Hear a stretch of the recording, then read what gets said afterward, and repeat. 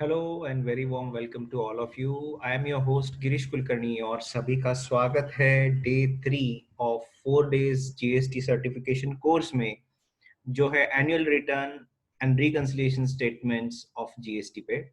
आज है third day, जो है जीएसटीआर 9 का पार्ट नंबर 2।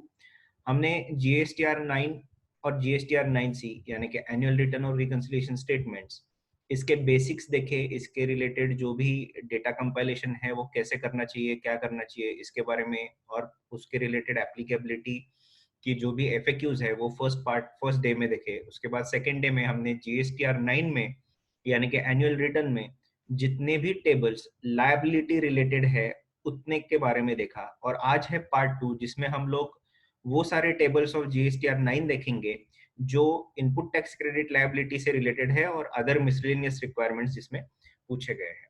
तो चलिए दोस्तों शुरू करते हैं। जैसे मैंने कल भी बताया था, आज वापस एक बार रिवाइज कर रहा हूँ कि rule 80 notification 74/2018 which is giving you the base formats, जो रिवाइज्ड फॉर्मेट्स है वो फॉर्मेट्स, और इसके साथ नोटिफिकेशन 56/2019 जो स्पेसिफिकली 2017-18 और 18-19 को जो भी रिलीफ्स है, रिलीफ जैसे मैं आज भी बताऊंगा आज के टेबल्स में कौन से रिलीफ्स है 17, 18, 18, 19 के लिए।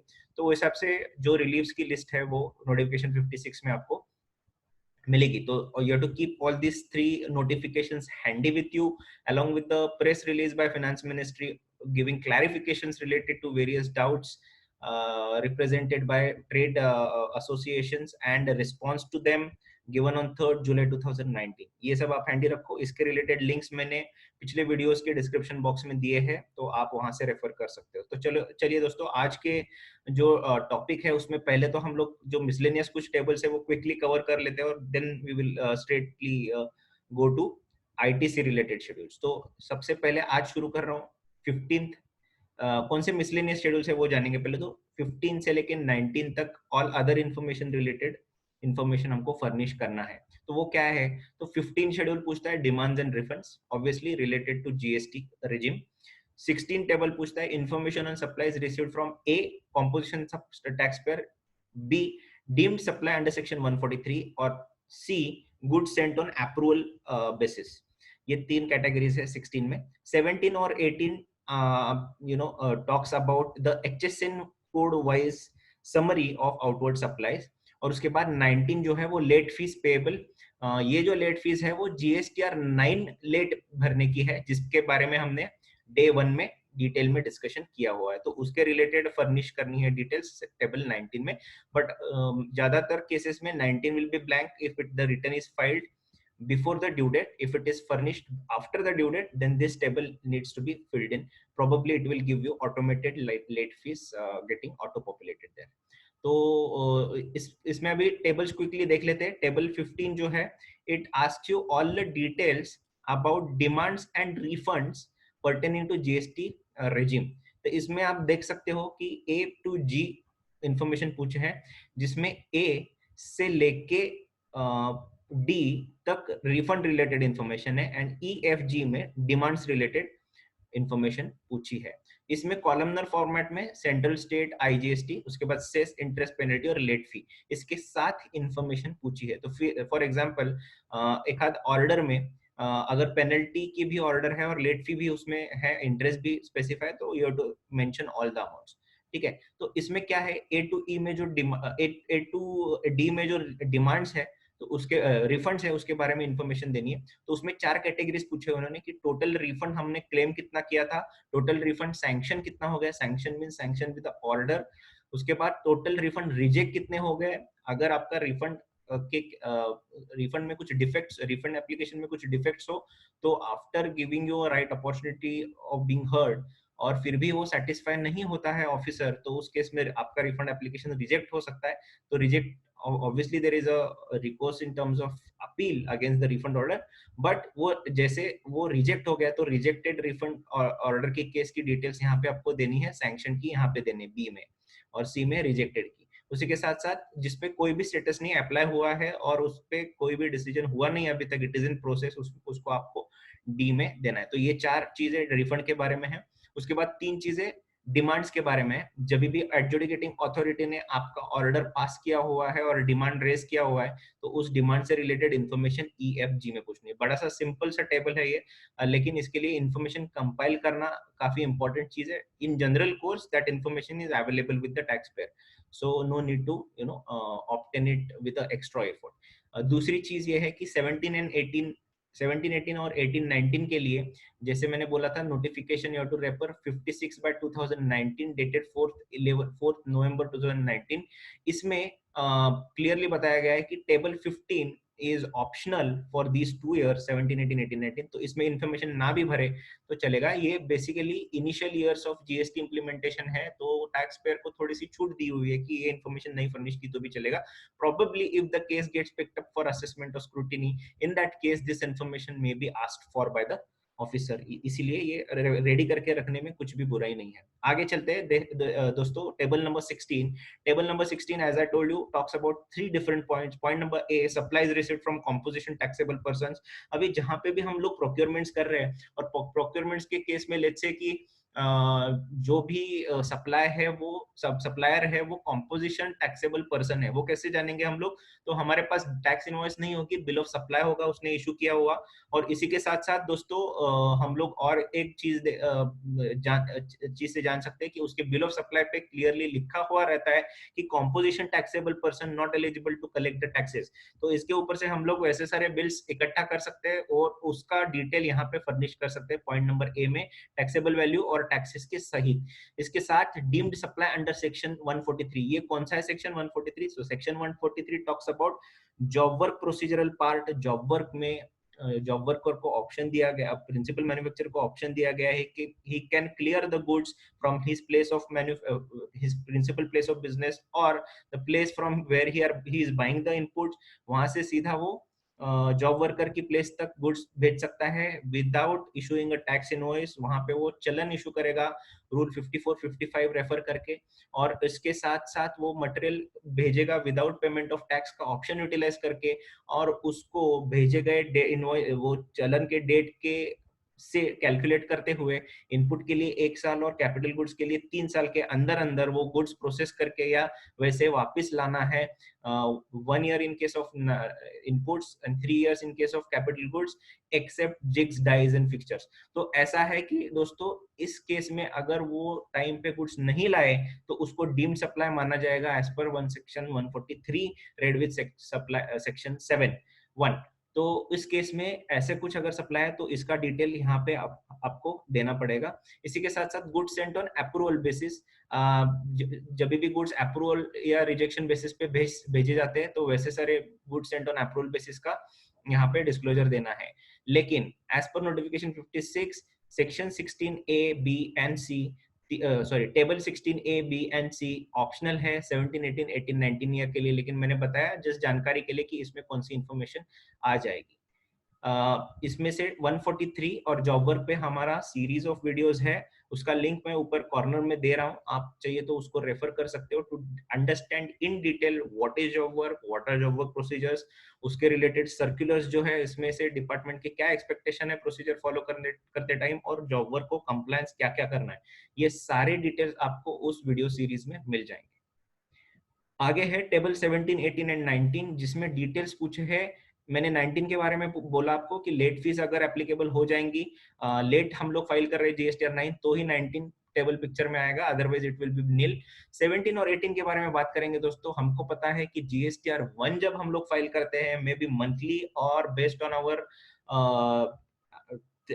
Turnover threshold on quarterly basis, तो उस टाइम पे हम एक शेड्यूल में एचएसएन कोड के डिटेल्स देते हैं आउटवर्ड सप्लाई के केस में। वो भी उसमें भी अभी नोटिफिकेशन है, नोटिफिकेशन के हिसाब से 3 कैटेगरीज की गई हुई है। Those who are having turnover up to 1.5 crores did not furnish any HSN related details, did not put any HSN details on the face of the tax invoice as well। उसी के साथ 1.5 करोड़ से 5 करोड़ के बीच में जो भी टर्नओवर है जिनका भी, उस टैक्स पेयर्स को 2 डिजिट्स ऑफ एचएसएन कोड, और 5 करोड़ के ऊपर 4 डिजिट्स ऑफ एचएसएन कोड। लेकिन हम लोग कहीं पे भी कहीं पे भी HSN code of inward supplies refer नहीं करते, नहीं ना कि कहीं पे फर्निश करते हैं, either in case of R1 और इन case of 3B which is the written under section 39 as of now, 39(1) as of now. तो ये डिटेल्स हमको अलग से पिक करने पड़ेंगे considering what are the procurements during the year और उसके रिलेटेड क्या HSN कोड्स है। अभी इसमें चैलेंजेस क्या है दोस्तों, जो सप्लायर्स बिलो 1.5 करोड़ है और एनुअल रिटर्न फाइल करेंगे, एनुअल रिटर्न तो सबके लिए कंपलसरी है एक्सेप्ट 17, 18, 18, 19, जैसे मैंने आपको बताया कि उसमें आपको 2 to 5 करोड़ के लिए जो भी ऑप्शनल कैटेगरी की गई है उसके बारे में हम लोग ने डिस्कस किया। तो I am talking about a normal case where you are suppose to furnish this information. तो उस केस में अगर आपका टर्नओवर 1.5 करोड़ के नीचे है तो आपने GSTR 1 के टाइम पे इंफॉर्मेशन फर्निश नहीं की होगी और इसके चलते आपको अलग से ये इंफॉर्मेशन फर्निश करनी पड़ेगी। इसी के साथ साथ प्रो इनपुट के केस में तो डिफिकल्ट है बिकॉज कोई भी एसएससी आज तक इसकी इंफॉर्मेशन प्रोक्योर रेडी करके नहीं रख रहा है, तो अलग से इस पे काम करना पड़ेगा दोस्तों। इसमें और एक डिफिकल्टी है, for example there is some item such as let's say mouse, mouse में ले रहा हूँ, माउस तो वेरी स्पेसिफिक कमोडिटी होती है, बट जहाँ पे थोड़ा 19-20 होता है ऐसी कोई कमोडिटी है कि जिसमें थोड़ा सा भी प्रोपोर्शन चेंज हो गया है, थोड़ा सा भी उसका डायमीटर या थोड़ा सा भी उसका लेंथ चेंज हो गया तो HSN कोड चेंज हो सकता है। तो उस केस में दोस्तों अगर एक ही प्रोडक्ट कमोडिटी के लिए मुझे मेरे 4 सप्लायर्स अलग अलग HSN कोड दे रहे हैं, लगा रहे हैं, तो क्या मुझे ये is it my responsibility to know what is the actual HSN code and then to inform my suppliers and to make them change the HSN codes? That is the unanswered question. इसी के साथ साथ जो भी suppliers हैं मेरे जो 1.5 करोड़ के नीचे टर्नओवर है जिनका, और वो HSN कोड नहीं लगा रहे हैं उनके इनवॉइसेस में because statute doesn't require them to put any HSN code on the face of the invoice, तो क्या उस केस में मुझे खुद जाके ढूंढना है ऐसे सब आइटम्स के लिए HSN code? That is also one difficulty. So it has been represented quite a few times to the council, GST council, और उस पे उन्होंने जो प्रेस रिलीज जारी किया था उसमें कहा भी था कि आपको जितना पॉसिबल है उतना रिलेटेड इंफॉर्मेशन आप इसमें फर्निश करो, इसमें जो अगर गलती हो गई तो it will not be used adversely against the tax pair. But मेरा दोस्तों आपको ये सजेशन है कि आप आपके क्लाइंट्स को या आप खुद अगर टैक्स पेयर हो तो आप ये इंफॉर्मेशन को रेगुलर बेसिस पे आप कंपाइल करके रखना इज अ गुड प्रैक्टिस, तो आपको एनुअल रिटर्न के टाइम पे परेशानी नहीं होगी। तो ये था टेबल 17, 18, 19। इसी के साथ चलते हम लोग हमारा आज का जो मेन इंपॉर्टेंट एस्पेक्ट है that is ITC related tables, ITC related schedules की तरफ। वो ITC रिलेटेड टेबल्स कौन सी है? तो टेबल 6, 7, 8, 12 और 13, 5 टोटल टेबल्स है जिसमें हम लोग ITC रिलेटेड इंफॉर्मेशन फर्निश करते हैं इनपुट टैक्स क्रेडिट रिलेटेड। तो चलिए एक एक करके शुरू करते हैं। टेबल 6 है details of ITC availed during the financial year. Table 7 है details of ITC reversed and ineligible ITC for the financial year. Table 8 है other ITC related information. Table 12 है reversal of ITC availed during previous financial year. Table 13 है ITC availed for the financial year, actually ITC pertaining to previous financial year availed in the next financial year, ऐसा है वो table. तो मैं आपको इसके एक एक टेबल के बारे में आपको डिटेल इन्फॉर्मेशन अभी दे दूंगा। उसके पहले एक चीज हमको समझना काफी काफी इंपॉर्टेंट है। लायबिलिटी के टाइम पे मैंने आपको बोला था 3 कैटेगरीज है। लायबिलिटी अगर फर्निश की हुई है जिस ईयर की उस ईयर के 3Bs में तो वो एक कैटेगरी है। जिस ईयर की 3B की नेक्स्ट ईयर के 3Bs में, जिस फॉर एग्जांपल 18-19 फाइनेंशियल ईयर की जो लायबिलिटी है वो 1920 के सितंबर तक डिस्क्लोज की तो वो सेकेंड कैटेगरी, और तीसरी कैटेगरी की लायबिलिटी कहीं पे भी 3B में फर्निश नहीं की हुई है। लेकिन तो उसमें एक ऑप्शन था कि जो नहीं लायबिलिटी फर्निश की हुई है उसको हम लोग GSTR 9 में कर सकते हैं, but coming to ITC where we are going to claim input tax credit, वहां पे please make a note of this कि यहाँ पे सिर्फ इंफॉर्मेशन फर्निश करनी है, आपको कोई भी एडजस्टमेंट्स नहीं करने हैं। तो वो क्या है इंस्ट्रक्शन, पॉइंट नंबर 3 देखेंगे आप अगर इंस्ट्रक्शंस का GSTR 9 एनुअल रिटर्न्स के इंस्ट्रक्शन में, तो वो कहता है additional liability for the financial year not declared in R1 और 3B may be declared in this return, जो हमने कल देखा हुआ है। However, taxpayers cannot claim input tax credit unclaimed through this return। इसी के साथ साथ आप प्रेस रिलीज अगर रेफर करोगे तो प्रेस रिलीज क्लियरली बोलता है ना तो आप input tax credit additionally claim कर सकते हो GSTR 9 में, ना तो आप इनपुट टैक्स क्रेडिट रिवर्स कर सकते हो। जो आपने जीएसटीआर 3B में इनपुट टैक्स क्रेडिट क्लेम किया है, भले वो ड्यूरिंग द फाइनेंशियल ईयर हो या अगले फाइनेंशियल ईयर के सितंबर तक के जो रिटर्न है उसमें क्लेम किया हो, पर्टेनिंग टू प्रीवियस ईयर, जैसे भी हो, बट उतना ही आपको सबमिट करना है। वो कौन से टेबल में कौन सा रिलेटेड करना है, we will discuss that in detail, बट कोई भी एडिशनल आईटीसी हम लोग इस जीएसटीआर 9 से फर्निश नहीं कर सकते। ये एक इंपॉर्टेंट पॉइंट आपको नोट करना है। It is exactly opposite of what we learn in case of liabilities. Now whatever declared in GSTR 3B, मतलब जीएसटीआर 3B फॉर एग्जाम्पल अगर मैं 19-20 की बात करूं, फाइनेंशियल ईयर 19-20, तो इट मे बी दो कैटेगरीज होंगी उसके रिलेटेड। एक है related to F Y, declared in F Y, 1 April 19 से लेके 31 मार्च 2020 तक की जो भी इनपुट टैक्स क्रेडिट्स की इनवॉइसेस है, उनका क्रेडिट दो कैटेगरीज में बटेगा। एक रिलेटेड टू 1920, डिक्लेयर्ड इन 1920, मतलब 1920 के जो अप्रैल से मार्च के रिटर्न फाइल किया मैंने क्रिबी, उसी में उसको क्लेम कर दिया। और दूसरी कैटेगरी है relating to 1920 declared in 2021 up to the allowed period। allowed period क्या है, अप टू सितंबर 2020 का रिटर्न जो हम लोग 20 अक्टूबर 2020 को फाइल करेंगे। तो मतलब एज ऑफ नाउ, आगे जाके एक्सटेंड होता है तो वो अलग बात है। लेकिन ये दो कैटेगरीज है दोस्तों, related two year, claimed in year, related to a year claimed in the next subsequent year up to the allowed period, that is September।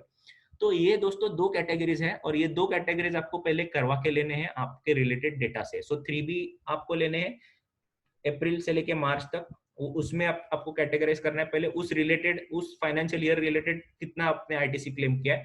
आपको अगले साल जाना है, अगले साल में पिछले साल का सितंबर के मंथ तक, या अभी फॉर एग्जांपल कभी कभी वो बढ़ा के देते हैं, जैसे 17-18 के केस में सितंबर का डेट बढ़ा के 31 मार्च किया था through removal of difficulty order 2/2018। तो अगर वो पीरियड तक, तो उसमें कितना क्लेम किया है पर्टेनिंग टू प्रीवियस ईयर, ये दो अलग आपको आईटीसी के अमाउंट्स निकाल के रखने हैं और उसके रिलेटेड आपको इन्फॉर्मेशन फर्निश करनी है। कैसे टेबल में करनी है, चलिए वो भी देख लेते हैं आप। तो पहला टेबल है आईटीसी का, details of ITC for the financial year. Now please pay attention that ये टेबल नंबर 6 है, और टेबल नंबर 6 में कैटेगरीज है। तो सबसे इंपॉर्टेंट कैटेगरी है फर्स्ट टेबल नंबर 6A, जिसमें ऑटो पॉपुलेशन होगा अमाउंट्स का। कौन से अमाउंट्स का, यहाँ पे बेसिक की कोई अमाउंट आपको नहीं दिखेगी दोस्तों। सेंट्रल, स्टेट, आईजीएसटी और सेस, चार अमाउंट दिखेंगे। Central tax, state tax, IGST tax, integrated tax और सेस।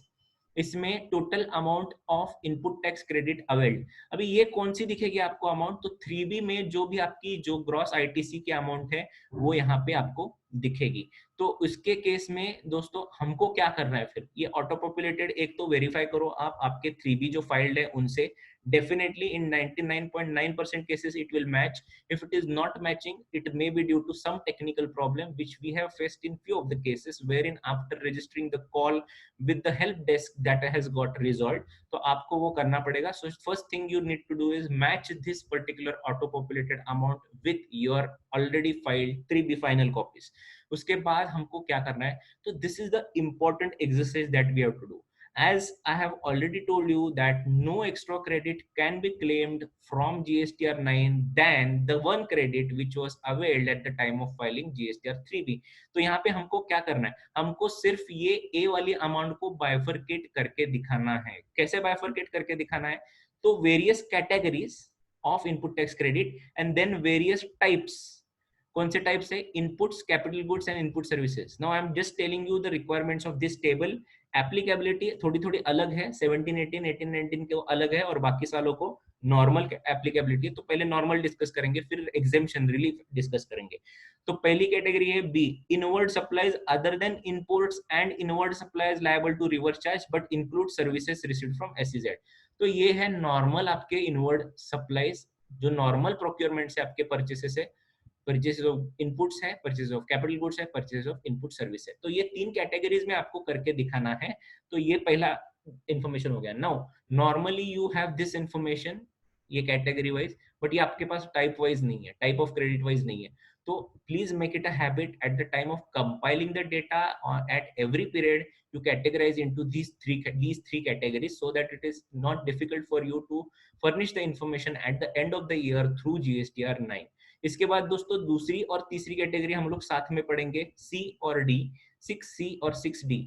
इन दोनों में RCM related input tax credit जो हमने क्लेम किया हुआ है, आपको पता है आरसीएम रिलेटेड जो इनपुट टैक्स हम लोग क्लेम करते हैं 3B में, उसके लिए अलग 3B में जगह है, उधर दिखाते हैं। तो उस दोनों का टोटल आपको लेना है पहले तो, और वो बाइफरकेट करना है इनटू, पहले तो उसको लाइन वाइज आप एक वर्किंग में देखो आपको जीएसटी और 9 करते टाइम काफी सारे वर्किंग्स करने हैं। तो one of the working is ITC related working. तो पहले तो आपका नॉर्मल परचेसेस का हो गया, इसके बाद आपका रिवर्स चार्ज से जो भी क्रेडिट क्लेम किया हुआ है वो 3B में आपको मिल जाएगा। वो 3B का उसको आप पूरा एनलिस्टिंग करो, और एनलिस्टिंग करने के बाद उसको दो कैटेगरीज में डिवाइड करो। कौन सी दो कैटेगरीज है? एक है उस पे सप्लायर के बाद में आप एक कैटेगरी करो वेदर रजिस्टर्ड और नॉट, यस नो, और उसके बाद अगर रजिस्टर्ड है तो उसका जीएसटी नंबर, जस्ट आपके रेफरेंस के लिए। तो आपको अभी दो चीजें करनी है, inward supplies received from unregistered persons और inward supplies received from registered person. तो पहले आपको अनरजिस्टर्ड पर्सन से कंपाइल करना है कितना कितना मिला। अभी ये ज्यादातर अभी एप्लीकेबल होगा नहीं, बहुत कम एंट्रीज इसमें आएंगे, क्योंकि मेन इसमें जो आता था वो सेक्शन 9(4) का आरसीएम आता था। बट अभी वो नहीं आएगा, क्योंकि 17-18 फाइनेंशियल ईयर में 12 अक्टूबर 2017 के बाद इस प्रोविजन को सस्पेंड किया गया, और आगे डिले करवा के बाद में एंड में उसको फाइनली निकाल लिया। इसमें से आपको अगर रिवर्स चार्ज मैकेनिज्म पे डिटेल्ड इंफॉर्मेशन चाहिए तो हमारे 2-3 वीडियोस है उस पे, उसकी लिंक मैं ऊपर छोड़ रहा हूँ, आप चाहिए तो उधर जाके आप डिटेल में रेफर कर सकते हो। तो 9(4) रिलेटेड आता था तो इसमें काफी सारा रहता था, लेकिन इसमें अभी भी कुछ आएगा। वो क्या आएगा? तो ऐसे सारे procurements which are covered by section 9(3), that is specified list of goods and services, if procured the tax needs to be paid not by the supplier but by the recipient। तो वैसे सारे जो इनवर्ड सप्लाईज है उस case के जो भी unregistered procurement है वो इधर आएंगे। For example, if I obtain a goods transport agency service from an unregistered transporter, तो उस केस में वो इधर आएगा। बट अगर if I obtain the goods transport agency services from a registered transporter, वो नीचे आएगा, क्योंकि नीचे कहा गया है inward supplies received from registered persons liable to reverse charge on which tax is paid and ITC availed other than B above. तो इसमें वो नहीं है, लेकिन इसमें so C and D category आपको क्लियर हो गया। आरसीएम की दो कैटेगरीज है, 9(3) और 9(4) कैटेगरी नहीं है, इन सप्लाईज रिसीव्ड फ्रॉम अनरजिस्टर्ड और रजिस्टर्ड ऐसी कैटेगरीज है। ये होने के बाद आगे इंपॉर्टेंट चीज है 6E आएगा दोस्तों, इंपोर्ट ऑफ गुड्स। 6F आएगा दोस्तों, import of services.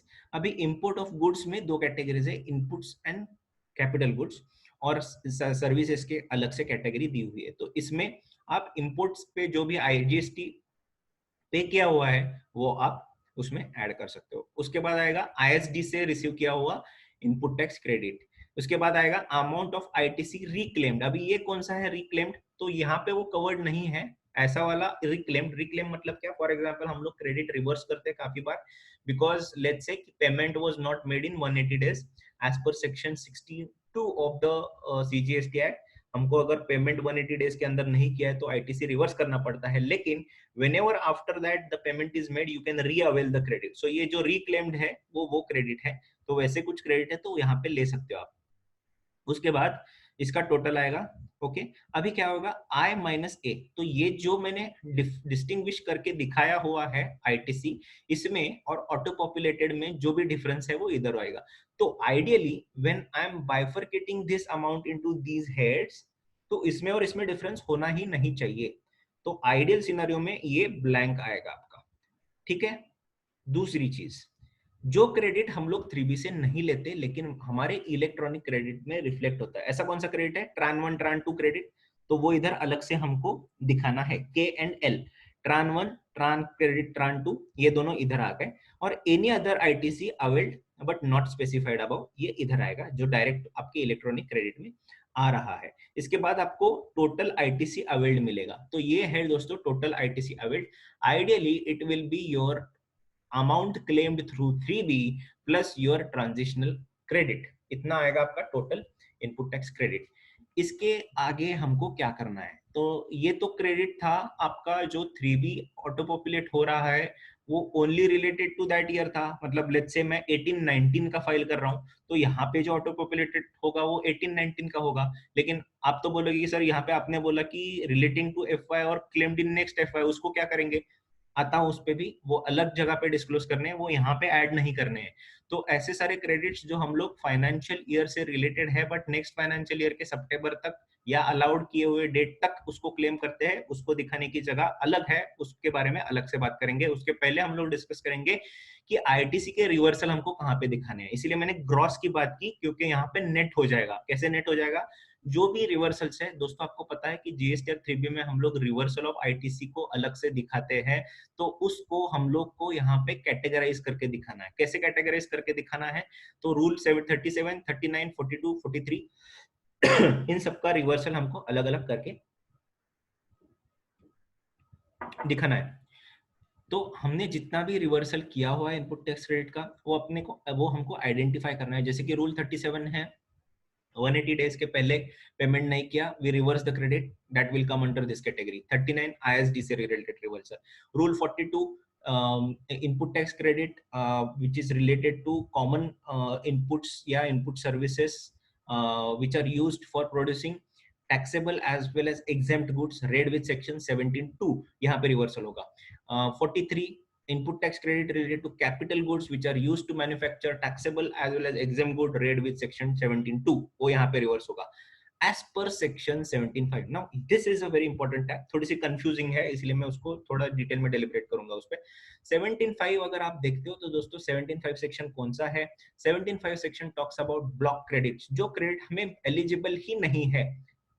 whether it is correct or not is not the question right now, how to furnish the information is now what we are going to discuss। तो 75 आपको पता है, जैसे कि 4 wheeler अगर कोई परचेस करता है 13 सीटर के नीचे वाली, that is covered. Personal expenses, club related expenses, या तो फिर फूड रिलेटेड एक्सपेंसेस, ऐसी सारी पूरी लिस्ट है। इमूवेबल प्रॉपर्टी रिलेटेड अगर एक्सपेंडिचर है तो वो which is you know capital getting capitalized as building etcetera, तो वो सब हमको मिलता नहीं है, that is ineligible credit, block credit, blocked by section 17(5). तो हम लोग वो 3B में कैसे डिस्क्लोज करते हैं? This is very important point now, कि हम लोग जब वो 3B में डिस्क्लोज करते हैं दोस्तों, तो उसको हम लोग ग्रॉस में ऐड करके रिवर्सल में नहीं दिखाते, क्योंकि रिवर्सल में 17(5) का ऑप्शन ही उधर नहीं है। 17(5) के लिए 3B में अलग नीचे जगह है दी हुई है, जिसमें हम लोग डायरेक्ट उसको उधर डिस्क्लोज करते हैं। तो बेसिक में क्योंकि कभी वो आता ही नहीं है, इट इज नॉट एलिजिबल, हम लोग उसको लेकर रिवर्स करने का सवाल ही नहीं उठता। तो 17(5) वाला क्रेडिट हमको लास्ट लाइन में आता है। तो यहाँ पे दोस्तों रिवर्सल में वो क्रेडिट क्यों पूछ रहा है? That is the question, because 17(5) का अगर क्रेडिट है तो वो ब्लॉक में ही आएगा, तो इधर आएगा ही नहीं बेसिक अपना, तो इधर रिवर्सल में क्यों आ रहा है? तो ये दोस्तों वो वाला क्रेडिट है जिसको ऑब्टेन करते टाइम, लेते टाइम, अवेल करते time, at the time of taking it into the books it was an eligible credit but it became later on block credit। कोई एग्जांपल? यस सर, एग्जांपल है उस पे। For example एक कोई भी, मतलब there can be different examples, I am giving you one case कि मैंने गुड्स परचेस किए नॉर्मल, जो मैं ट्रेडिंग करता हूँ, लेट्स अज्यूम वो ट्रेडिंग करता हूँ, एक्स कमोडिटी परचेस करता हूँ, गोडाउन में स्टॉक करता हूँ, जैसे जैसे रिक्वायरमेंट है मेरे शॉप में लेके जाके बेचता हूँ। अभी इस केस में ऐसे हो गया, गोडाउन को लग गई आग, it catches fire and the goods gets destroyed, I am not able to recover a single rupee out of that destroyed material and hence the authorities come and ask me to reverse the credit। that is correct, because 17(5) के case में goods lost by fire, destroyed, etc के case में the input tax credit is blocked। so whatever items I had purchased and kept in the godown, I reversed the entire credit related to that। now at the time of reversal I am not showing it in the 17(5) categories of 3B, I am showing it in the other reversal of GSTR 3B, क्योंकि GSTR 3B में reversal करने के लिए पहले मैंने उसका credit लिया था जब मैंने उसको इनपुट्स करके परचेस किया था। तो दोस्तों वो रिवर्सल हो रहा है बट उधर कैटेगरी नहीं थी मुझे, उधर मैंने अदर्स कैटेगरी में दिखाया 3B में। तो now I am, it is a chance given to me to categorize into a proper source and that proper channel is 17.5. तो यहाँ पे मुझे अलग से वो दिखाना है. तो that is one example. इसके साथ tran 1 tran 2 का रिवर्सल और अदर कोई भी रिवर्सल है, तो ऐसे करके मुझे नेट अवेलेबल आईटीसी मिलेगा. कैसे मिलेगा? 6O - 7I. 6O मतलब जो मैंने फाइनल इधर बाइफर्केशन देके 3B का टोटल था वो माइनस रिवर्सल, तो नेट जो 3B में मैंने क्लेम किया था क्रेडिट वो मेरा इससे मैच हो गया. तो that is the final amount that उस ईयर में मैंने क्लेम की थी. अभी आता हूं मैं 8 द अदर इंफॉर्मेशन में. इसमें एक इंपॉर्टेंट लिंक है, वो लिंक के बारे में भी बात करूंगा. तो that is this is the third important table related to input tax credit दोस्तों. इसमें भी एक रो ऑटो पॉपुलेट होगी और वो इंपॉर्टेंट रो है ITC as per GSTR 2A. इसमें इंफॉर्मेशन ऑटो पॉपुलेट होगी. Now if you talk about 1718, 1819 and 1920 के 9 अक्टूबर 2019 तक, तो 2A को कुछ वैसे मेरे हिसाब से वैल्यू नहीं था कि 2A में क्या अपियर हो रहा है, 2A में क्या नहीं अपियर हो रहा है. उसके रिलेटेड डिफरेंट रीजंस है. Now is not the right time to discuss all those things whether it was correct और नॉट. बट मेरे हिसाब से 2A में 9 अक्टूबर 2019 में क्या अपियर होता है, क्या नहीं अपियर होता है, इसमें ज्यादा इंपॉर्टेंस नहीं है. Why I am considering 9 October as a date? Because 36(4) जो रूल 36(4) है that got introduced on 9 October 2019. Prospectively उसके हिसाब से जो भी क्रेडिट को लिमिट है, कैपिंग दिया हुआ है और 10% एक्स्ट्रा क्रेडिट क्लेम कर सकते हैं हम of the match credit from the unmatch credit. तो ये है रूल 36(4). बट यहाँ पे उसका रिलेवेंस क्या है? तो यहाँ पे वो क्या कर रहा है दोस्तों, जो भी आपने आईटीसी क्लेम किया हुआ है पिछले जो 3B में, उसको आईटीसी के जीएसटीआर 2A में जो ऑटो पॉपुलेट आईटीसी हो गया है, जो आपके सप्लायर ने उसके जीएसटीआर 1 में आपको पास ऑन किया हुआ क्रेडिट दिखा रहा है, उसको मैच कर रहा है. तो ये मैचिंग मेरे हिसाब से 17-18, 18-19 फाइनेंशियल ईयर में उतना मैटर नहीं करेगा, बट 19-20 में क्रूशियल पार्ट प्ले करेगा. वो भी पार्शियल ईयर है तो थोड़ा सा ट्रिकी सिचुएशन है. तो अभी कंपैरिजन कैसे होता है देखेंगे. 8A में ऑटो पॉपुलेटेड अमाउंट आ गया 2A की. अभी ये 2A की अमाउंट ऑटो पॉपुलेट होने में भी बड़ी समस्या एक है दोस्तों कि कब तक. 2A is a dynamic statement. आज एक दिख रहा है, एक कल एक दिखेगा. कल तो क्या मैं बोलता हूँ, 1-2 घंटे के बाद भी अलग दिखेगा. जैसे मेरा जीएसटीआर 1 सप्लायर फाइल कर रहा है वैसे वैसे मेरा 2A अपडेट हो जाएगा. तो इसमें जो 2A यहाँ पे ऑटो पॉपुलेट होता है, इसके लिए गवर्नमेंट के साइड से, जीएसटीएन के साइड से क्या लॉकिंग डेट है वो देखना बहुत इंपॉर्टेंट है. जैसे कि 17 अप्रैल 17-18 फाइनेंशियल ईयर के लिए जो लॉकिंग का डेट था वो 5 मई 2019 था. और उसमें उन्होंने 5 मई 2019 तक जो भी फाइल किए हुए थे R1 वो सब काउंट किए थे. तो वैसे वो हर एक साल के लिए अलग अलग रहेगा, बट जब आप फाइल कर रहे हो उस तारीख तक का वो इधर शायद ले सकता है. तो और उसमें भी अपडेट होने में थोड़ा टाइम लग सकता है. तो यहाँ ऑटो पॉपुलेटेड एक अमाउंट हो गया. दूसरा है कि अमाउंट जो आईटीसी सम टोटल है 6B एंड 6H का जो हमने आईटीसी क्लेम किया हुआ है वो इधर आ जाएगा. इसी के साथ साथ 8C which is very important. Link का पहला एंड में बोल रहा हूँ आपको.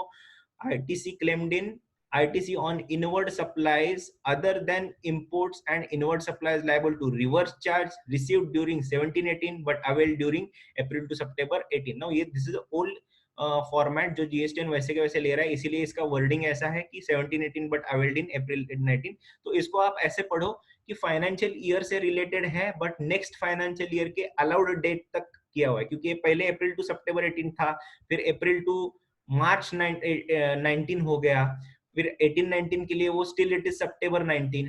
तो ये अलग अलग साल के लिए अलग अलग रहेगा depending upon the situation. But ऐसा है कि ये अभी फॉर एग्जांपल मैं 18-19 का कर रहा हूँ, तो इधर क्या अपियर होगा, ITC of on inward supplies. ये आरसीएम छोड़ के है, नॉर्मल जो है उसके रिलेटेड. तो receive during 18-19 but avail due to avail during April to September 2019 ये आ जाएगा. तो इधर हमको वो अमाउंट्स डालनी है कि जो पिछले साल से रिलेटेड हमने इस साल में क्लेम किए थी सितंबर महीने के रिटर्न 3B फाइल करते टाइम.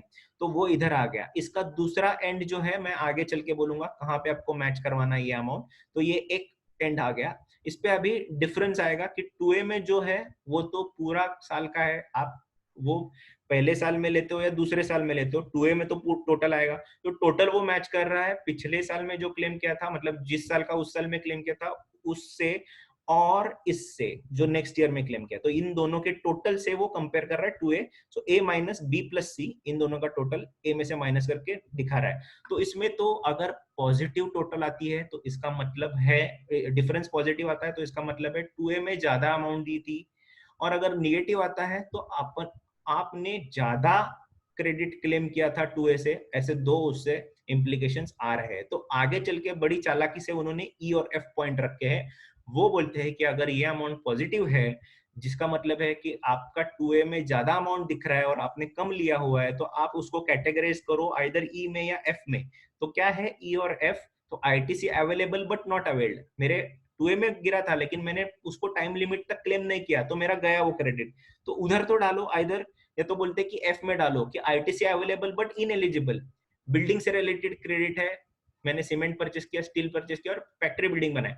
तो सीमेंट ट्रेडर को तो पता नहीं है कि मेरे लिए वो एलिजिबल है कि इनएलिजिबल है, वो तो उसके जीएसटीआर 1 में दिखाएगा, automatically it will be appearing in my 2A.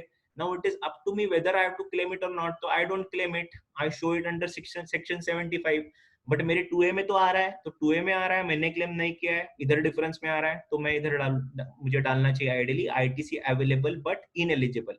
तो इसमें डालने का मतलब क्या है दोस्तों, ई और एफ में मैं जो भी अमाउंट इंसर्ट करता हूं दोस्तों, वो total ITC to be lapsed in the current finance, वो लैप्स हो जाएगा। तो ये as good as they are taking a declaration from the tax payer that 2A में अगर आपके ज्यादा अमाउंट है और आपने कम क्लेम किया है and you insert in these either of these columns, तो वो आपका लैप्स हो जाएगा। इसी के साथ आपका इंपोर्ट रिलेटेड भी लैप्स हो जाएगा। अगर आपने, मैं बताता हूँ कि अगर IGST paid on import of goods में एक अमाउंट डालता हूँ इंपोर्ट पे मुझे रिवर्स चार्ज पे मुझे ही खुद आईजीएसटी पे करना है, और IGST credit availed on import of goods as per मेरे रिटर्न में जो है वो इधर आ जाएगा। तो इसमें से भी जो डिफरेंस है that will be again coming to my ITC available but not availed में, मुझे अगर मैंने इधर डाल दिया तो अगेन वो लैप्स हो जाएगा। तो मैं अगर इधर 1E F या J में अमाउंट इंसर्ट करता हूं तो it comes as a amount lapse, और उस पर मैं कंट्रोल खो दूंगा।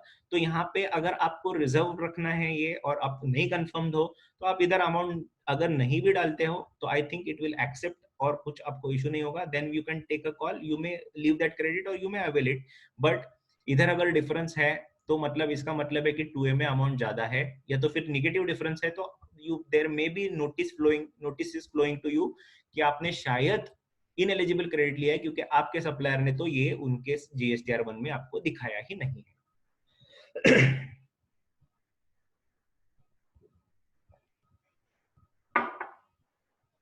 तो आगे चलते हैं दोस्तों, 3 इंपॉर्टेंट टेबल्स हो गए। अभी लिंक बताऊंगा। मैंने लिंक का पहला हिस्सा बताया था आपको 8C में। 8C कहता है आईटीसी पर्टेनिंग टू, अभी 18-19 का मैं एनुअल रिटर्न कर रहा हूं, ऐसे एज्यूम करेंगे to understand it easily. ITC related to 1819 claimed in 1920 up to the allowed date, इधर आ गया। दूसरा हिस्सा कहां पे आएगा, पॉइंट 13 में, ITC availed for the previous financial year, यहाँ पे दूसरा हिस्सा आएगा। और अगर मैंने उसका क्रेडिट रिवर्स किया है नेक्स्ट फाइनेंशियल ईयर में, तो reversal of ITC during previous financial year इधर आएगा। तो 12 and 13 is similar to 10 and 11, जैसे हमने लाइबिलिटी केस में देखा, तो 12 एंड 13 इधर आ जाएगा। प्रिटी सिंपल, ये हो गया। इसके बाद काफी काफी इंपॉर्टेंट जो ऑलवेज इग्नोर्ड रहता है, वेरिफिकेशन। अभी हमने सभी टेबल्स कवर किए हुए हैं जीएसटीआर 9 के, तो this is the last part of GSTR 9। और let me tell you one thing, if GSTR 9 is filed appropriately, GSTR 9C is going to be very easy and less time consuming if you pay more attention to GSTR 9. So 9C merely becomes a formality for the auditor in terms of reconciling it. In terms of audit procedure, yes, still he has to do a lot of work if audit is considered as per the definition of the audit.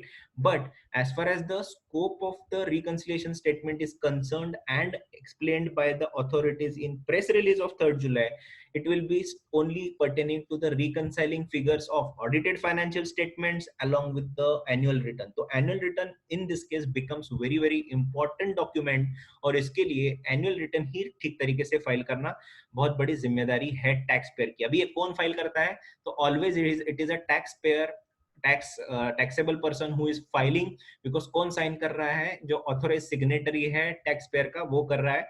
भले कोई professional उसके लिए उनको help कर रहा है, assist कर रहा है डेटा कंपाइलेशन के लिए, इंटरप्रिटेशन ऑफ टेबल्स के मीनिंग के लिए, but ultimately it is the responsibility of the proprietor और द ऑथोराइज सिग्नेटरी और द पार्टनर डायरेक्टर जो भी है उसकी। कैसे वेरिफिकेशन पढ़ेंगे, आई हियर बाय सोलमनली अफर्म। इसका क्या मतलब है, तो सोलमन मीन्स सीरियस और अर्नेस्ट, अलग अलग डिक्शनरी से मीनिंग लिए हुए हैं। दैट द इन्फॉर्म, अफर्म का मतलब क्या है, अफर्म मतलब कंफर्म और एस्टेब्लिश और ratify, that the information given herein is above is true and correct। Fair नहीं बोल रहे वो, करेक्ट मतलब 100% it is correct, to the best of my knowledge and belief, and nothing has been concealed there from. अभी concealed का क्या है मतलब, अभी ऊपर का हो गया क्लियर। सोलमन एंड अफर्म का मतलब देखा हमने, तो Solomon affirmation is ratification under a statute. तो इस स्टैट्यूट के अंदर अंडर वो रेटिफाई कर रहा है कि मैंने जो भी इंफॉर्मेशन दिया है तो वो ट्रू है और 100% करेक्ट है to the best of my knowledge, और कुछ भी आपसे हिडन नहीं है। Nothing has been concealed there from, कहाँ पे कंसील का मतलब है टू हाइड और keep secret, of any reduction in output, in case of any reduction in output tax liability, the benefit thereof has been will be passed on to the recipient of the supply।